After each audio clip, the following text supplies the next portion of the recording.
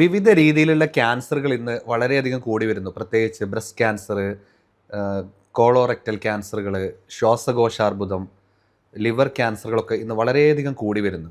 പലപ്പോഴും ഈ ക്യാൻസറിൻ്റെ രോഗലക്ഷണങ്ങൾ നേരത്തെ തിരിച്ചറിയാതിരിക്കുകയും അത് വളരെയധികം മൂർച്ഛിച്ചതിന് ശേഷമാണ് പല രോഗികളും ഡോക്ടർമാരുടെ അടുത്ത് എത്തുന്നതും അല്ലെങ്കിൽ ക്യാൻസറിന് ചികിത്സ തേടിയെത്തുന്നതും. ഇത് തന്നെ പലപ്പോഴും ആ ഒരു രോഗിയുടെ അവസ്ഥ വളരെ മോശം അവസ്ഥയിലേക്ക് പോകുന്നതിന് കാരണമാവാറുണ്ട്.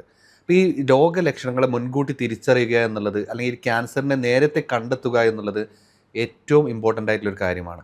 ഇത് മനസ്സിലാക്കിയാൽ തന്നെ പലപ്പോഴും ഒരുപാട് ക്യാൻസറുകൾക്ക് ഇന്ന് കൃത്യമായിട്ടുള്ള ചികിത്സയും അത് പൂർണ്ണമായിട്ട് മാറുന്ന രീതിയിലുള്ള ചികിത്സകൾ വരെ ഇന്ന് അവൈലബിൾ ആണ്. അതുകൊണ്ട് ഇതിൻ്റെ ഏറ്റവും ഇമ്പോർട്ടൻ്റ് ആയിട്ടുള്ളൊരു കാര്യമാണ് നേരത്തെ ഈ രോഗാവസ്ഥകളെ മനസ്സിലാക്കുകയും അത് കണ്ടെത്തി ചികിത്സിക്കുക എന്നുള്ളതും. ഇന്ന് നമ്മൾ സംസാരിക്കാൻ ഉദ്ദേശിക്കുന്നത് ക്യാൻസർ രോഗത്തിന് മുൻപേ കാണിക്കുന്ന നമ്മുടെ ശരീരം പുറപ്പെടുവിക്കുന്ന 10 ലക്ഷണങ്ങളാണ് ഇന്ന് നമ്മൾ സംസാരിക്കുന്നത്. ഞാൻ doctor Muhammad Aslam, Medicare homoeopathic speciality medical centre കൺസൾട്ടൻറ്റും മെഡിസിനൽ ഹോമിയോപ്പതി പെരിന്തൽമണ്ണ വിസിറ്റിംഗ് കൺസൾട്ടൻറ്റുമാണ്.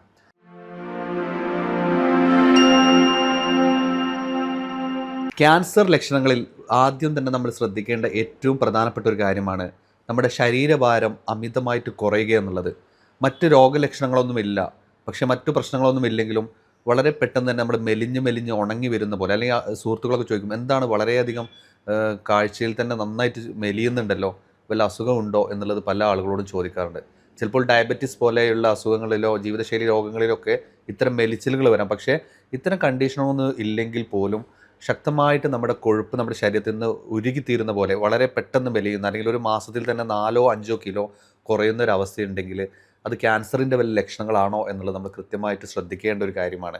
പലപ്പോഴും നമ്മുടെ ക്യാൻസർ കോശങ്ങൾ അമിതമായിട്ട് പെരുകുന്നതാണ് ക്യാൻസർ കോശങ്ങളുടെ ഒരു പ്രത്യേകത.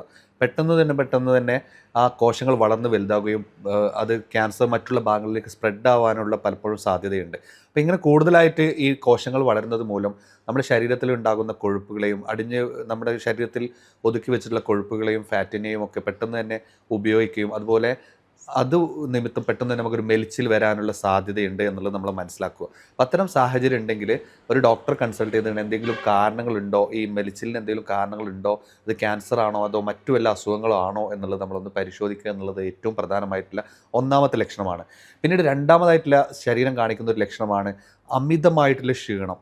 അപ്പം നമ്മൾ എവിടെയെങ്കിലുമൊക്കെ ഒന്ന് പോയി ജോലിയൊക്കെ ചെയ്ത് വരുമ്പോഴേക്കന്നെ അമിതമായിട്ടുള്ള തളർച്ച, അല്ലെങ്കിൽ നമുക്ക് ജോലി പൂർത്തിയാക്കാൻ കഴിയാത്തൊരവസ്ഥ, പെട്ടെന്ന് തന്നെ ടയേർഡായി പോകുന്ന അവസ്ഥ, പെട്ടെന്ന് ഒന്ന് കിടക്കണം, അല്ലെങ്കിൽ ക്ഷീണമാണ്, ഒന്നും ചെയ്യാൻ സാധിക്കുന്നില്ല, നമ്മൾ സ്ഥിരമായിട്ട് ചെയ്തിരുന്ന കാര്യങ്ങൾ പോലും നമുക്ക് നമ്മുടെ ക്ഷീണം മൂലം നമുക്ക് ചെയ്യാൻ സാധിക്കുന്നില്ല എന്നുള്ളതും, അല്ലെങ്കിൽ അമിതമായിട്ടുള്ള വിയർപ്പും ക്ഷീണവും ഒക്കെ ഇതിൻ്റെ ലക്ഷണങ്ങളാവാം. അപ്പോൾ ഈ വെയിറ്റ് കുറയുന്നതോടൊപ്പം തന്നെ ഇത്തരം ക്ഷീണങ്ങൾ എന്തെങ്കിലും ഉണ്ടെങ്കിൽ നമ്മൾ കൃത്യമായിട്ട് ഇത് ക്യാൻസറിൻ്റെ വല്ല ലക്ഷണങ്ങളാണോ എന്നുള്ളത് നമ്മൾ ശ്രദ്ധിക്കേണ്ടതാണ്. മൂന്നാമതായിട്ട് ഉണ്ടാകുന്ന മറ്റൊരു ലക്ഷണമാണ് അമിതമായിട്ടുള്ള രക്തസ്രാവം. നമ്മുടെ മലത്തിലൂടെ ഉണ്ടാകുന്ന രക്തവാർച്ച, അല്ലെങ്കിൽ നമ്മൾ പൈൽസ് ആണെന്നൊക്കെ തെറ്റിദ്ധരിച്ചുകൊണ്ട് കുറേ കാലം നമ്മൾ പൈൽസിൻ്റെതാണ് ബ്ലീഡിംഗ് ആണെന്നൊക്കെ വിചാരിച്ചുകൊണ്ട് നിൽക്കും. പക്ഷേ അത് ചിലപ്പോൾ വല്ല റെക്ടൽ ക്യാൻസറോ അല്ലെങ്കിൽ കോളോറെക്ടൽ ക്യാൻസർ പോലത്തെ രോഗങ്ങളായിരിക്കാം. അത് അങ്ങനെ എന്തെങ്കിലും പ്രശ്നങ്ങളുണ്ടോ എന്നുള്ളത് നമ്മൾ അനലൈസ് ചെയ്യുക, നിർബന്ധമായിട്ട് അതിന് വേണ്ട ടെസ്റ്റുകൾ ചെയ്യുക എന്നുള്ളതാണ് നീണ്ടു നിൽക്കുന്ന ഇത്തരം രക്തവാർച്ചകളുണ്ടെങ്കിൽ ശ്രദ്ധിക്കേണ്ടത്. അതുപോലെ തന്നെ മെൻസ്ട്രൽ കംപ്ലയിൻറ്റ്, ഈ മെൻസസിലുണ്ടാകുന്ന ഇറഗുലാരിറ്റി, അതോടൊപ്പം തന്നെ അമിതമായിട്ടുള്ള ബ്ലീഡിങ്, അല്ലെങ്കിൽ മാസമുറ നിന്നതിന് ശേഷം, സ്ത്രീകളിലൊക്കെ മാസക്കുളി നിന്നതിന് ശേഷം ഒരു 50 വയസ്സിന് ശേഷമോ അല്ലെങ്കിൽ അതിന് ശേഷമൊക്കെ ഉണ്ടാകുന്ന സെർവിക്കൽ ബ്ലീഡിംഗ് ഒക്കെ എന്തെങ്കിലും സെർവിക്കൽ ക്യാൻസറുകളുടെ ലക്ഷണങ്ങളാണോ എന്നുള്ളതും നമ്മൾ പരിശോധിക്കപ്പെടേണ്ടത് നിർബന്ധമാണ്.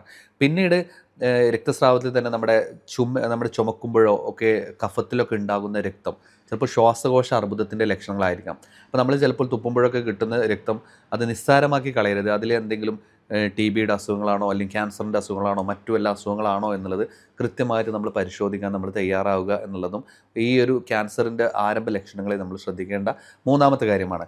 ഇനി നാലാമതായിട്ട് നമ്മുടെ സ്കിന്നിൽ ഉണ്ടാകുന്ന ചേഞ്ചസ്. നമ്മുടെ സ്കിന്നിൽ ഒട്ടനവധി ചേഞ്ചസ് വരാം. ചിലപ്പോൾ മുറിവുകൾ ഉണങ്ങാതിരിക്കുക, നീണ്ടു നിൽക്കുന്ന മുറിവുകൾ, കാലങ്ങളോളം ചിലപ്പോൾ മുറിവുകൾ ഉണങ്ങാതെ ചിലപ്പോൾ പഴുത്ത് വരുന്നു, അത് ചിലപ്പോൾ അതിൻ്റെ വലിപ്പം കൂടി വരുന്നു, അല്ലെങ്കിൽ ഒരു ഇൻഫെക്ഷൻ എപ്പോഴും മാറാത്തൊരവസ്ഥയുണ്ടെങ്കിൽ അതും നമ്മൾ ശ്രദ്ധിക്കേണ്ട ഒരു കാര്യമാണ്.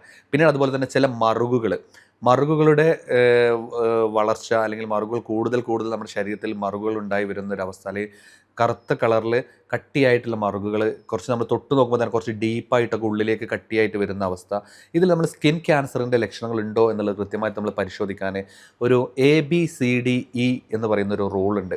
അത് കൃത്യമായിട്ട് A എന്ന് പറഞ്ഞാൽ അസിമെട്രി, നമ്മൾ ആ ഒരു മോള് അല്ലെങ്കിൽ ഒരു മോള് വളർച്ചയുണ്ടെങ്കിൽ അതിൻ്റെ പല ഭാഗങ്ങൾ 2 സൈഡിലും നോക്കുമ്പോൾ ഒരു ഭാഗത്തുള്ള ഒരു വളർച്ചയും ഒരു ഭാഗത്ത് മറ്റൊരു ഭാഗത്ത് ഒരുപോലെ ആയിരിക്കില്ല, അസിമെട്രിക്കൽ ആയിട്ടുള്ള ഒരു ഗ്രോത്ത് ആയിരിക്കും അതിന് കാണാൻ പറ്റുന്നത്.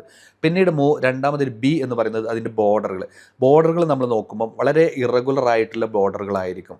പിന്നീട് സി എന്ന് പറയുമ്പോൾ അതിൻ്റെ കളർ ഒരു ബ്രൗൺ കളറാവാം, ഒരു റെഡ് കളറാവാം, ഒരു വൈറ്റ് കളറാവാം, പല കളറിലും കളറിലായിട്ടുള്ള ചില മറുകുകളും കാര്യങ്ങളും നമുക്ക് ഫീൽ ചെയ്യുന്നുണ്ടെങ്കിൽ അത് സ്കിൻ ക്യാൻസറിൻ്റെ പ്രശ്നങ്ങളാണോ എന്നുള്ളത് നമ്മൾ നോക്കണം.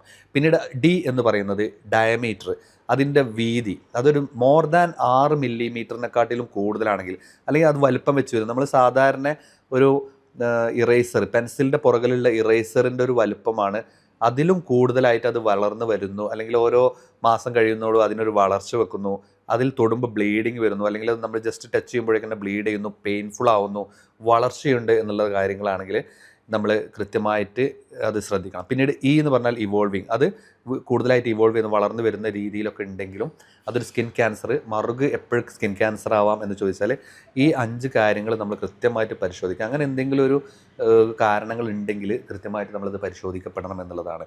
പിന്നീട് നമ്മുടെ വിട്ടുമാറാത്ത ചുമ, ചില ആളുകളിൽ മാസങ്ങളോളം വിട്ടുമാറാതെ ചുമ നിൽക്കും. ചിലപ്പോൾ അലർജിയുള്ള ആളുകൾക്കുണ്ടാവും, അല്ലെങ്കിൽ ആസ്മയുള്ള ആളുകൾക്കുണ്ടാവും. ഇതിനൊക്കെ പുറമെ ഇതല്ലാതെ വിട്ടുമാറാത്ത ചുമ നമ്മൾ നീണ്ടു നിൽക്കുന്നുണ്ടെങ്കിൽ, അല്ലെങ്കിൽ ഒരു സ്മോക്കറാണ്, ഒരു പുകവലിക്കുന്ന ആളാണ് എന്നുണ്ടെങ്കിൽ, അദ്ദേഹം വിട്ടുമാറാതെ ചുമ നിൽക്കുന്നുണ്ടെങ്കിൽ നിർബന്ധമായിട്ടും നമ്മൾ അതോടൊപ്പം തന്നെ ചിലപ്പോൾ കഫത്തിൽ ബ്ലഡ് ഉണ്ടാവാം, അതുപോലെയുള്ള പ്രശ്നങ്ങളൊക്കെ ഉണ്ടെങ്കിൽ നമ്മൾ നിർബന്ധമായിട്ടും അത് ശ്രദ്ധിക്കണം, ഇത് ക്യാൻസറിൻ്റെ എന്തെങ്കിലും പ്രശ്നങ്ങളാണോ എന്നുള്ളത്. പിന്നീട് നമ്മൾ ശ്രദ്ധിക്കേണ്ട ഒരു കാര്യമാണ് നമ്മുടെ ദഹന പ്രശ്നങ്ങൾ.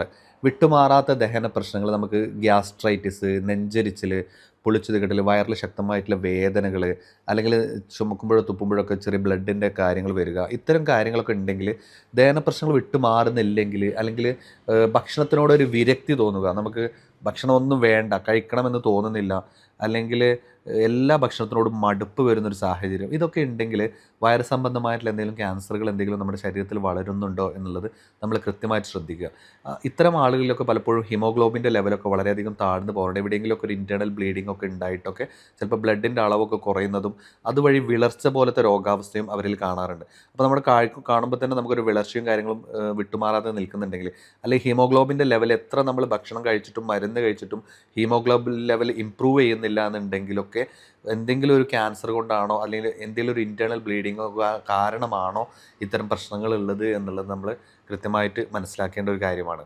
പിന്നീട് ക്യാൻസറിൻ്റെ ലക്ഷണങ്ങളിൽ ശരീരത്തിൽ വളരുന്ന ചില മുഴകൾ, പ്രത്യേകിച്ച് ബ്രസ്റ്റിലൊക്കെ ഉണ്ടാകുന്ന ചില മുഴകൾ വിട്ടുമാറാതെ നമ്മൾ ചിലപ്പം സ്ത്രീകൾ പലപ്പോഴും ശ്രദ്ധിക്കാറില്ല, അല്ലെങ്കിൽ അത് ശ്രദ്ധിക്കാതെ അവർ ഒഴിവാക്കി വിടും, ഇത് കുഴപ്പമില്ല എന്നുള്ള രീതിയിൽ. അങ്ങനെ എന്തെങ്കിലും ഒരു വളർച്ച ഉണ്ടെങ്കിൽ അവർ സെൽഫായിട്ട് തന്നെ അവരുടെ ബ്രസ്റ്റ് എക്സാമിൻ ചെയ്തുകൊണ്ട് എന്തെങ്കിലും നമുക്കൊരു തടിപ്പ് തോന്നുന്നു, അല്ലെങ്കിൽ നിപ്പിൽ നിന്ന് എന്തെങ്കിലും ഡിസ്ചാർജ് തോന്നുന്നു, അല്ലെങ്കിൽ നിപ്പിൽ നിന്ന് ബ്ലീഡിങ് തോന്നുന്നു, അല്ലെങ്കിൽ നിപ്പിൾ ഉള്ളിലേക്ക് വലിയുന്ന പോലെ തോന്നുന്നു, നമ്മുടെ കക്ഷത്തിലൊക്കെ കഴലകൾ വളരുന്ന പോലെ തോന്നുന്നു, ഈ മുഴകൾ വലിപ്പം വെച്ച് വളരെ ഹാർഡായിട്ട് നമ്മൾ തൊട്ട് നോക്കുമ്പോഴൊക്കെ അധികം മൂവ് ചെയ്യാത്ത രീതിയിൽ വളരെ ഹാർഡായിട്ട് പെയിൻലെസ് ആയിട്ടുള്ള മുഴകളൊക്കെ ഉണ്ടെങ്കിൽ അത് നമ്മൾ ശ്രദ്ധിക്കണം. അതിന് വേണ്ട ടെസ്റ്റുകൾ എന്താണെന്ന് ഒരു ഡോക്ടറുടെ നിർദ്ദേശപ്രകാരം നമ്മൾ ചെയ്യാൻ ശ്രമിക്കണം എന്നുള്ളതും ഏറ്റവും പ്രധാനമാണ്. പിന്നീട് വിട്ടുമാറാത്ത പനി, ചില ആളുകൾ ഇപ്പോൾ നമ്മൾ സാധാരണ ഈ വൈറൽ ഫീവർ സീസണിലൊക്കെ പനികൾ വരും, കുറച്ച് കഴിഞ്ഞാൽ ചിലപ്പം ആ ഒരു പ്രതിരോധക്കുറവാനും വീണ്ടും വരാം. അത്തരം പനികളല്ല, പക്ഷേ മറ്റു പ്രശ്നങ്ങളൊന്നും ഇല്ലാതെ ഒരു ശരീരത്തിലൊരു രാപ്പനി പോലെ, അല്ലെങ്കിൽ ഇങ്ങനെ ഒരു പനിക്കുന്ന ഫീല്, ഒരു ക്ഷീണം, അത് നമുക്ക് എന്താണ് കാരണമെന്നറിയാത്ത പല ടെസ്റ്റുകളും നമ്മൾ ചെയ്യുമ്പോഴും അതിലൊന്നും പ്രത്യേകിച്ചൊന്നും കാണുന്നില്ല. ഈ പനി വിടാത്തൊരവസ്ഥയുണ്ടെങ്കിൽ ഇതും ക്യാൻസറിൻ്റെ എന്തെങ്കിലും കാരണങ്ങളുണ്ടോ എന്നുള്ളത് നമ്മൾ നിർബന്ധമായിട്ട് അനലൈസ് ചെയ്യേണ്ട ഒരു കാര്യമാണ്. അപ്പോൾ ഈ ലക്ഷണങ്ങളൊക്കെ നമ്മൾ കാണുകയാണെങ്കിൽ നമ്മൾ ശരീരത്തിലുണ്ടാകുന്ന മുഴകൾ, അല്ലെങ്കിൽ ബ്ലീഡിങ്ങിലുണ്ടാകുന്ന വ്യത്യാസം, നമ്മുടെ ദഹനത്തിലുണ്ടാകുന്ന പ്രശ്നങ്ങൾ, വിട്ടുമാറാത്ത പനി, അതുപോലെ ക്ഷീണം, അതുപോലെ വെയ്റ്റ് ലോസ്, അതുപോലെ നമ്മുടെ ചുമ, ശബ്ദത്തിനുണ്ടാകുന്ന മാറ്റങ്ങൾ, ശബ്ദത്തിൽ ഇടർച്ചയോ അല്ലെങ്കിൽ ശബ്ദം സാധാരണ രീതിയിൽ കിട്ടാത്ത അവസ്ഥ, ഇത്തരം കാര്യങ്ങളൊക്കെ പലപ്പോഴും ക്യാൻസറിൻ്റെ തുടക്ക ലക്ഷണങ്ങളായിട്ട് കാണാറുണ്ട്. ഇപ്പോൾ ഈ ലക്ഷണങ്ങളൊന്നും ഇല്ലാതെയും ക്യാൻസർ ഉണ്ടാവും. പിന്നെ ഈ ലക്ഷണങ്ങളൊക്കെ ഉണ്ട് എന്ന് വിചാരിച്ച് 100% അത് ക്യാൻസറായി കൊള്ളണമെന്നുമില്ല. അപ്പോൾ അതുകൊണ്ട് അത് എന്താണ് എന്നുള്ളത് അതിന് എക്സ്പേർട്ടായിട്ടുള്ള ഒരാളുടെ അഭിപ്രായം തേടുക, ഒരു ഡോക്ടറെ കൺസൾട്ട് ചെയ്യുക, എന്നിട്ട് ആ ഡോക്ടറോട് നിങ്ങളുടെ കാര്യങ്ങൾ പറയുക. നിങ്ങളുടെ സിംറ്റംസ്, പല രോഗികളും സാധാരണ ചെയ്യുന്നത് അവരുടെ സിംറ്റംസ് പലപ്പോഴും മാസ്ക് ചെയ്ത് അവർ ഡോക്ടറോട് പറയില്ല, ഡോക്ടറോട് മറച്ചു വെക്കും, അല്ലെങ്കിൽ വീട്ടുകാരോട് മറച്ചു വെക്കും. ഒരു രോഗമുണ്ടായാൽ അത് മറച്ചു വെച്ച് വളരെ മോശമാവുന്ന ഒരു അവസ്ഥയിലാണ് പലപ്പോഴും ഒരു ഡോക്ടറെ അടുത്ത് ഇത്തരം സാഹചര്യങ്ങൾ എത്താറുള്ളത്. ഒരു മുഴയുണ്ടായിട്ട് നമുക്ക് കാണാൻ പാടില്ലാത്ത സ്ഥലങ്ങളിൽ മുഴ വല്ലതും വന്നു കഴിഞ്ഞിട്ട് അത് പലപ്പോഴും വൈകിയാണ് അവരുടെ വീട്ടുകാരൊക്കെ അറിയാറുള്ളത്. അല്ലെങ്കിൽ ഇത്തരം സിംറ്റംസൊക്കെ അറിയുമ്പോൾ മാത്രമാണ് ഒരു ചികിത്സയ്ക്ക് എത്താറുള്ളത്. അപ്പോൾ നമ്മൾ ശ്രദ്ധിക്കേണ്ടത് ഏതൊരു രോഗമാണെങ്കിലും നമ്മുടെ ശരീരം അതിന് മുമ്പേ ഒരുപാട് ലക്ഷണങ്ങൾ നമുക്ക് തുറന്ന് കാണിച്ചു തരും. ഈ തുറന്ന് കാണിച്ചു തരുന്ന കാര്യങ്ങളിൽ നമ്മൾ പേടിയോ മടിയോ ഒന്നും കൂടാതെ നിങ്ങളുടെ ഫാമിലി ഡോക്ടറായിക്കോട്ടെ, നിങ്ങളുടെ അടുത്തുള്ളൊരു ഡോക്ടറെ അല്ലെങ്കിൽ ഒരു എക്സ്പേർട്ട് ആയിട്ടുള്ള ഒരാളുടെ ഒരു അഭിപ്രായം തേടുക. അതിപ്പോൾ ഇന്ന് പലപ്പോഴും കണ്ടുവരുന്നൊരു ശീലം എന്ന് പറഞ്ഞാൽ നമ്മൾ ഗൂഗിളിലും അല്ലെങ്കിൽ മറ്റു AI ഒക്കെ സഹായത്തോടൊക്കെ പല ആളുകളും ഇന്ന് തങ്ങളുടെ ലക്ഷണങ്ങളൊക്കെ അടിച്ചുകൊണ്ട് അവർ അതിനു വേണ്ടിയിട്ട് സ്വയം ചികിത്സ സ്വീകരിക്കുന്നതും കാണാറുണ്ട്. അതും വളരെയധികം തെറ്റായിട്ടുള്ള കാര്യമാണ്. അപ്പോൾ അതിൽ പല നമുക്ക് അഡ്വൈസുകളും അല്ലെങ്കിൽ ഗൂഗിളിൻ്റെയൊക്കെ റിപ്പോർട്ടിലും അല്ലെങ്കിൽ നമ്മൾ സെർച്ച് ചെയ്യുന്ന കാര്യത്തിലൊക്കെ പല കാര്യങ്ങളും നമ്മൾ കേട്ടുകൊണ്ട് ചിലപ്പോൾ നമ്മൾ അമിതമായിട്ട് ആവലാതിയും ആദിയും വരാനും അത് മാനസിക പ്രശ്നങ്ങളിലേക്കും മാനസിക സംഘർഷങ്ങളിലേക്കും ചിലപ്പോൾ നമുക്ക് അത്ര രോഗമൊന്നും ഉണ്ടാവില്ല. ആ രോഗമാണെന്ന് വിചാരിച്ച് നമ്മൾ അമിതമായിട്ട് ടെൻഷൻ അടിച്ച് മാസങ്ങളും കൊല്ലങ്ങളും കഴിച്ചു കൂട്ടാറുണ്ട്. ഇതിൻ്റെ ഒന്നും ആവശ്യമില്ല. കൃത്യമായിട്ട് എക്സ്പേർട്ട് ആയിട്ടുള്ള ഒരു ഡോക്ടറുടെ അടുത്ത് നിങ്ങളുടെ വിവരങ്ങൾ കൃത്യമായിട്ട് ഷെയർ ചെയ്യുക. ഈ കാര്യങ്ങൾ നിങ്ങളുടെ ആ ഡോക്ടറുടെ അഭിപ്രായ പ്രകാരമുള്ള ടെസ്റ്റുകൾ ചെയ്യുക. അത് ആ രോഗമാണെങ്കിൽ അതിന് വേണ്ട കൃത്യമായിട്ടുള്ള ചികിത്സകൾ സ്വീകരിക്കുക എന്നുള്ളതാണ്. അല്ലാതെ നമ്മൾ അമിതമായിട്ട് ആങ്സൈറ്റി വെച്ചിട്ടോ ക്യാൻസർ ആണല്ലോ ഞാൻ മരിച്ചു പോകുമെന്ന് വിചാരിച്ച് ടെൻഷൻ അടിച്ചിട്ട് കാര്യമില്ല. അതിന് കൃത്യമായിട്ടുള്ള ചികിത്സകളുള്ള സാഹചര്യങ്ങൾ ഉപയോഗപ്പെടുത്തുക എന്നുള്ളതാണ് ഇന്നത്തെ വീഡിയോകൾ. ഇത് ഏറ്റവും പ്രധാനമായിട്ടുള്ളൊരു വിഷയമാണ്. ഇത് നിങ്ങളുടെ സുഹൃത്തുക്കൾക്കും ഈ ഒരു ലക്ഷണങ്ങൾ തിരിച്ചറിയുക എന്നുള്ളതാണ് ഏറ്റവും ഇമ്പോർട്ടൻ്റ് ആയിട്ടുള്ളത്. നിങ്ങളുടെ സുഹൃത്തുക്കൾക്കും നിങ്ങളുടെ ഫാമിലി അംഗങ്ങളിലേക്കും ഈ ഒരു മെസ്സേജ് ഒന്ന് ഷെയർ ചെയ്ത് കൊടുക്കുക. ഈ നമ്മൾ ഈ സംസാരിച്ച വിഷയങ്ങളുമായിട്ട് എന്തെങ്കിലും ക്യാൻസറുമായിട്ട് ബന്ധപ്പെട്ട നിങ്ങളുടെ സംശയങ്ങൾക്കോ അല്ലെങ്കിൽ ഇപ്പോൾ ഈ പറഞ്ഞ രീതിയിൽ എന്തെങ്കിലും നിങ്ങളുടെ അസുഖങ്ങളുമായിട്ട് ബന്ധപ്പെട്ട വിഷയങ്ങളുണ്ടെങ്കിലോ നിങ്ങൾക്ക് നേരിട്ട് ബന്ധപ്പെടാം, അല്ലെങ്കിൽ ഓൺലൈനിൽ കൺസൾട്ട് ചെയ്യാം. ഈ വീഡിയോയിൽ കാണിക്കുന്ന നമ്പറിൽ നിങ്ങൾക്ക് കണക്ട് ചെയ്യാവുന്നതാണ്. ഈ വിഷയങ്ങൾ ഞാൻ നിങ്ങളുമായി അവതരിപ്പിച്ചത് ഡോക്ടർ മുഹമ്മദ് അസ്ലം. നന്ദി, നമസ്കാരം.